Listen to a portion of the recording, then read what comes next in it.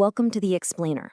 Today, we're heading to Kerala in India to look at a festival that's just this beautiful mix of graceful dance, very specific food, and deep, deep devotion. It's called Thiruvathira, and trust me, it has some really fascinating secrets.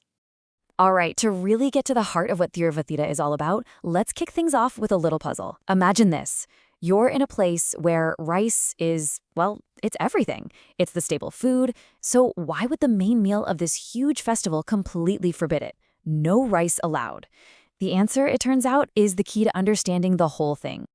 So to start cracking that mystery, let's look at the two things you'd notice right away if you were there: a really unique group dance and an even more unique meal.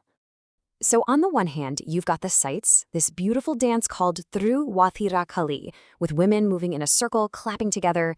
It's all about grace and community. And then on the other hand, you have the tastes. A really hearty dish called Pulku, made completely from root vegetables and beans.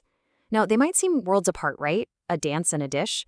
But you'll see they are so deeply connected. And here's where it gets really clever.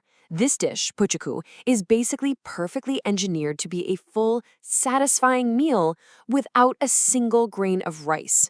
You get your carbs from the tubers, yams, tapioca. You get your protein from the legumes, like cowpeas. And then it's all brought together with that classic Kerala flavor profile: grated coconut, cumin, curry leaves. Oh, it's delicious. So this isn't just some random recipe. It's thoughtfully designed for real sustenance. Okay, so we've got the dance and we've got the dish. But what holds them together? What's the framework for all this? Well, that brings us to the structure of the day itself, and the key word here is discipline. The whole day is built around this idea called a vratam. Now, this isn't a party or a feast like you might imagine.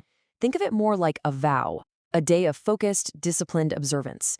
It comes with specific rules about what you can eat, special prayers and rituals, and the whole point is to achieve a kind of spiritual focus and pray for the well-being of your family. And you can see here just how that vratam unfolds. It actually starts the night before, with people staying up all night singing and dancing. Then, early in the morning, there's a symbolic cleansing bath.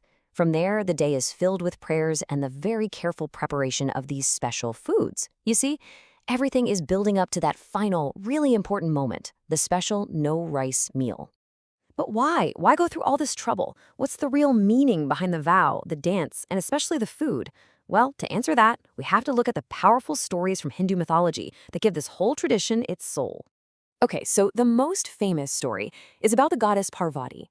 She undertook this intense spiritual discipline, a penance, really, all to win the heart of Lord Shiva.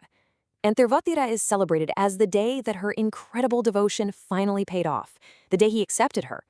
So you can see why today, when women observe this vratam, they're often doing it for the well-being of their own families, kind of mirroring that same divine, powerful love Parvati showed. Then there's another really powerful myth, this one about Kamadeva, the god of love. In this story, he gets basically incinerated by Shiva's third eye. But he's eventually brought back to life through compassion. So this story frames the day a little differently. It's not just about devotion, it's about the renewal of love itself and how it can triumph over even the most severe austerity. So what's the common thread here? It's right there in that quote. It doesn't matter if we're talking about Parvati's incredible focus or the revival of the god of love. At its core, this festival is a celebration of how devotion and love can win out over hardship and austerity. It's a really powerful message. But it's not all about mythology. These traditions are also deeply, deeply rooted in the practical realities of the land in Kerala. Its seasons, its agriculture. These customs didn't just pop up out of thin air. They literally grew from the soil. And if you want proof, just look at another traditional dish served on this day, called Ettangadi. The name itself is a huge clue. It translates to 8 items. And what do you think those 8 items are?